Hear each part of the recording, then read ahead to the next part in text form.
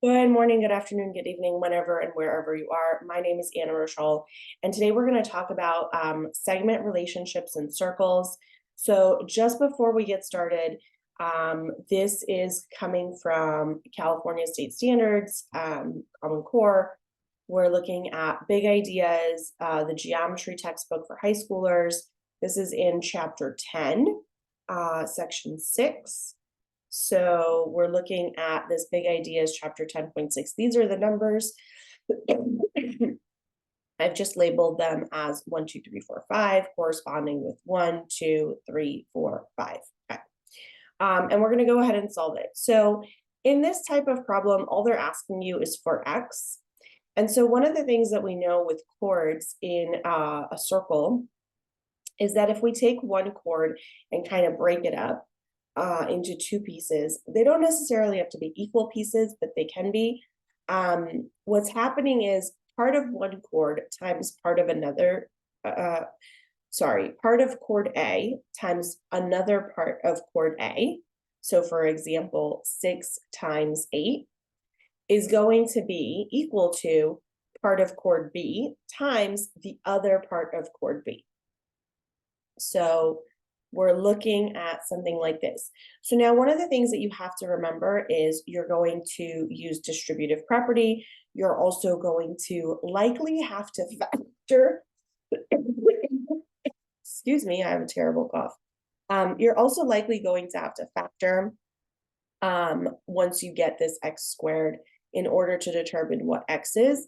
And then based off of that, we're going to go ahead and see which values we can keep, which values we would need to reject. So let's go ahead and distribute this x over here. So we've got 48 equals x squared plus 8x. And then I'm going to subtract 48 to bring it over to the other side. So I'm going to end up with x squared plus 8x minus 48 equals 0. Because I have an x squared, I'm going to go ahead and factor this. So I'm going to open up two sets of parentheses. I know x and x happens. Now, when I factor, I want factors of 48. So basically 1 times 48, 2 times 24, 3 times 16, 4 times 12, 6 times 8. And I think that's all of them. As I go through all of these, I want to make sure that I'm adding up to 8 or subtracting up to 8 in this case, because it should be negative 48 that I'm trying to multiply to. So I know that if I do plus 12 minus 4, I'll end up with that positive 8, so which is really important. Then I'm going to go ahead and I'm going to do x plus 12 equals 0, x minus 4 equals 0. And then in this case, x is going to equal negative 12 and x is going to equal positive 4. Now, distance can never be negative. And since I have x on its own, I'm going to reject this answer because I can't have negative 12 as part of the length of my chord. That doesn't quite make sense, right? So my only possible answer is actually x is 4. I don't know why that square is like the way that it is, but that's the only answer for this, this problem. Okay, so these two I decided to put on the same screen because they're very similar. And the rules for this is the outside is going to get multiplied by the whole thing. And that's going to be equal to the outside, which is multiplied by the whole thing. So what does that mean? So my outside, let me actually change my marker. So these are the outsides, okay? That's my outside here and here. This is my outside here. This is my outside here. The whole thing is actually given to me over here as 45 and here as 50. So we're told what all of these pieces are, okay, in number 3. In number 2, we're actually going to need to find the length of this whole thing and the length of this whole thing. Now, in order for us to find that, I know that my entire distance, when I have a distance that's broken up into 2 portions, is going to be those 2 portions added together.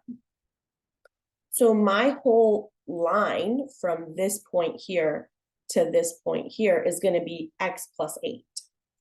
And my whole line from this point here to this point here is going to be 10 plus 6, or 16. Okay. So basically, number 3, we're given that the whole length is 45 and 50, but in number 2, we need to actually figure that out. And more often than not, you'll, on a test or on a homework assignment or on a quiz, you'll have to actually figure that out. Very rarely have I seen or have students told me that, oh, my test totally gave me all the information that I needed. I mean, how often does that really happen, right? So when I go in and I go look at outside, so the outside is 6, so I'm going to do 6 times the whole thing, which is 16, and that's going to be the outside of 8 multiplied by x plus 8. So unlike the first problem that we did, in here we won't have to factor anything because we're going to distribute this 8. So I'm going to have 96 equals 8x plus 64, subtract 64 from both sides, and I'm going to get 32 is 8x, and then divide by 8, x is 4. Since this is positive, there's only one value for x. There's no need for rejecting any answers. We just know that x is going to be 4. Final answer, done. In this particular case, because we're already given the outsides, what we can do is we can say the outside, sorry, we're given the whole thing. The outside times the whole thing is going to equal the outside times the whole thing. And I don't remember what 27 times 50 is. It is 1350. Okay. So 45x equals 1350. And again, here at this point, we're just doing the math. And then we're dividing that by 45. X is 30. Again, final answer, it's positive. There's no need to go in and do fancy pants math for either one of these two, such as factoring. Okay. I probably should not have put 5 here because 5 has a lot of fanciness that's happening with the work, but that's all hindsight. It's 2020, right? This problem, though, number 4, is also very similar to problems 2 and 3. Because in this problem, we're also going to do the outside times the whole equals the outside times the whole. Now, sometimes the outside is actually the whole thing, right? So for example, if I go in and show you what my outside is, this is my outside. This is also outside, right? It's outside of the circle. But because it's a tangent line to the circle versus a secant line, in this case, this is my whole thing. But in this case, my tangent is the whole thing, right? That's the whole part of the line. So what I'm going to need to do is I'm going to need to say that this whole thing is actually, actually, let me go in and do this. This whole thing, oh, not what I wanted, is x plus 2, right? From this point to this point is x plus 2. That's my whole thing, right? So I'm going to go outside of x times the whole thing of x plus 2 equals root 3 times root 3. So a couple of things here. First, we're going to distribute. We're going to do that. And then the second thing is, whenever I have a square root multiplied by the same exact square root, I can essentially eliminate the square root and say that my answer is 3. Because 3 times 3 is 9, and the square root of 9 is 3, right? So then I have x squared plus 2x equals 3. I'm going to move the 3 over to the other side, set it equal to 0. So x squared plus 2x minus 3 equals 0. And again, I'm going to factor this out. So my factors for 3 are super basic. It's just 1 and 3. And I know that because I need a negative 3, I'm going to need to subtract something. So because I want a positive 2, I'm going to do plus 3 minus 1. And then I'm going to set each of these guys equal to 0. As as I solve these, I'm going to notice that actually it's going to be -3 as an answer and +1 as an answer. This guy, we cannot have a negative distance, right? Because x is on its own. I can't have negative distance, so I'm going to go ahead and reject this answer. And this is the only possible answer that I can have, okay? So another thing to remember is that anytime you have negative as an answer, you always want to be a little bit critical about that, because you're playing around with distance in this case. So we don't want to give a negative distance as a possible answer. Okay, so this one is also very similar. I do want to point out that it's this portion here that's 6, and it's just this portion here that's 6, okay?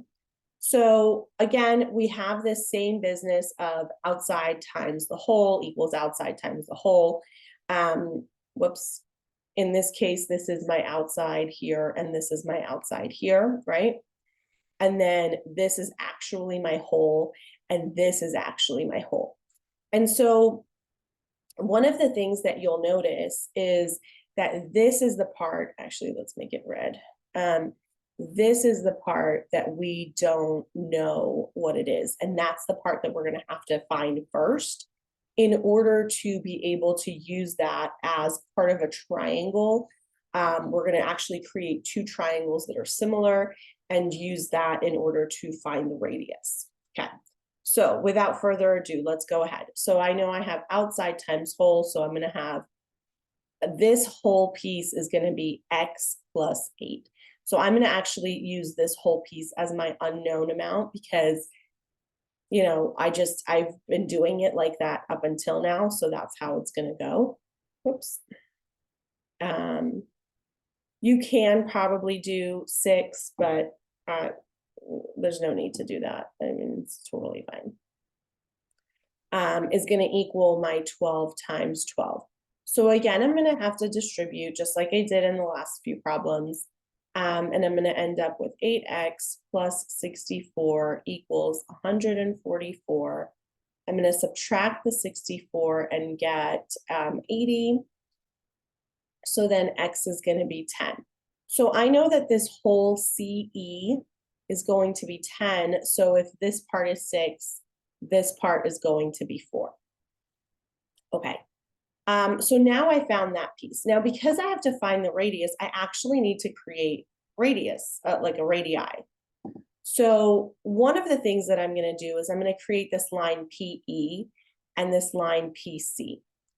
So that's going to give me some sort of similar triangles. So one of the things that's going to happen that's going to give me similar triangles is that this CDP, this triangle here, and let's maybe create,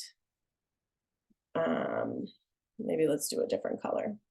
So this portion here is going to be one triangle that's similar to this whole entire triangle here. Okay, so what do I mean by that? I now have, let's get a regular pen. I now have this triangle here that is CDP. And I know that this is 4 and this is 4. And I don't know what my radius is. That's actually what I'm looking for.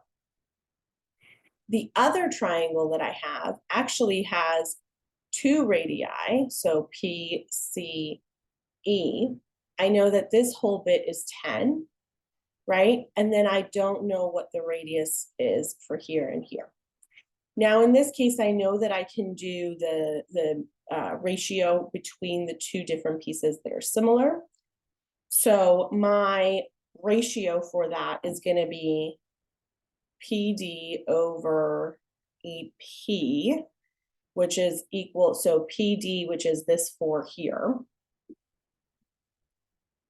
Let's take a look. So PD, this one, is similar to this one here. And then we're going to take the other 2. Let's do a different, I guess pink, I guess. That's what I've been doing so far. This PC over EC. So kind of like if we're going to assume that this is my angle that's the same, right? We know that opposite the angle, those are similar, right? And then see how I have a 4 and a 4, and then I have a question mark and a question mark. That's what creates those two similar triangles. Now it's just a matter of figuring out where those ratios are. And that's something that you guys covered probably in Big Ideas. I want to say the similarity chapter, it's either chapter 7 or 8.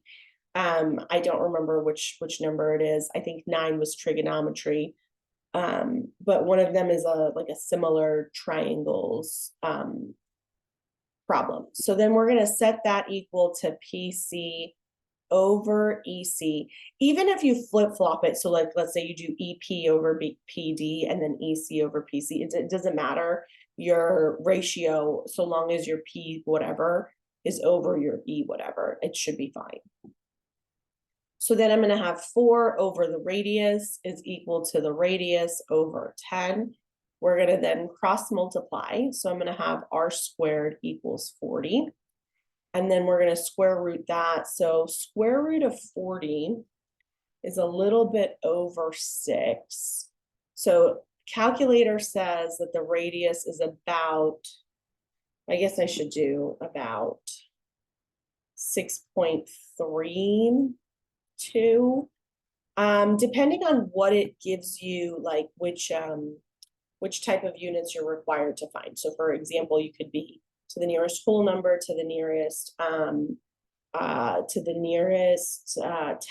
the nearest hundredth, whatever the case is. But at this point, I think it was nearest tenth was the instructions. So it should be about 6.3 units is my radius. Okay. Couple of things to think about here in this particular chapter and moving forward in math and any sort of math. Realistically speaking, we want to make sure that we have, we remember concepts from the prior years in math in order to be able to apply them in this year's math. The other thing is all the chapters are kind of interlinked.